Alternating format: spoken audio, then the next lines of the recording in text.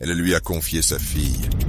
Il l'a enterrée en secret. Anonyme, ils m'ont caché la mort de ma fille. Pendant 4 mois, pendant 6 ans, j'ai élevé seul ma fille. Son père avait rejeté ma grossesse, refusé toute responsabilité et tenté de m'acheter pour que je mette fin à la vie que je portais. J'ai résisté. La vie était dure, mais je me suis battu. J'avais moi-même été élevé par ma grand-mère. Après la mort de ma mère en couche, je n'ai jamais connu mon père. Très tôt, j'ai appris à survivre. J'ai accouché chez ma grand-mère. Pendant 6 ans, ma fille et moi n'avions que nous deux. Elle était ma force, ma raison de vivre. Puis, contre toute attente, son père est réapparu. Il pleurait, suppliait, disait, regrettait. Il venait chaque jour, s'imposait dans la vie de ma fille, parfois même dans mon dos. J'ai tenté de l'arrêter, obtenu une injonction, mais il est allé jusqu'à faire un test de paternité sans mon accord. À force d'insistance, de larmes et de gestes qu'il présentait comme des réparations, une voiture, une petite boutique, j'ai fini par croire à son changement. J'ai pardonné. C'est là que j'ai commis l'erreur de ma vie. Une opportunité de travail s'est présentée à Dubaï. Une chance rare. Ma grand-mère était trop âgée pour s'occuper d'un enfant. Le père et sa femme m'ont juré de prendre soin de ma fille. Je leur ai confié mon monde et je suis parti. Au début, tout semblait normal. Nous faisions des appels vidéo longs et réguliers. Puis, progressivement, tout a changé. Ils refusaient les appels, inventaient des excuses. École, sommeil, études. Ils n'envoyaient plus que des photos, des audios courts, de brèves vidéos. Pendant 4 mois, je n'ai plus jamais vu le visage de ma fille en direct. Mon cœur hurlait que quelque chose n'allait pas. Chaque tentative d'appel se soldait par un refus. Puis il m'a bloqué partout. Affolé, j'ai demandé à un homme resté au pays d'aller vérifier. Il m'a dit de l'avoir vu, mais n'a jamais accepté de me faire un appel vidéo. Mon angoisse est devenue insupportable. J'ai pris un congé et je suis rentré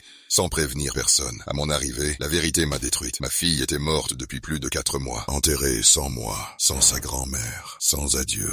Elle était en parfaite santé quand je l'ai laissée. Jamais malade, vive, forte. Comment est-elle tombée malade? Comment est-elle morte? Pourquoi ne m'a-t-on rien dit? Quand je l'ai confronté, il m'a regardé dans les yeux et a dit qu'il me protégeait, qu'il ne voulait pas que je perde mon travail, qu'il me le dirait au bon moment. À ma grand-mère, il avait menti en disant que l'enfant était dans un internat strict. Depuis, je ne vis plus, je survis, je suis brisé, choqué, vidé. Ma fille n'avait que 6 ans, 6 ans, et toute une vie volée.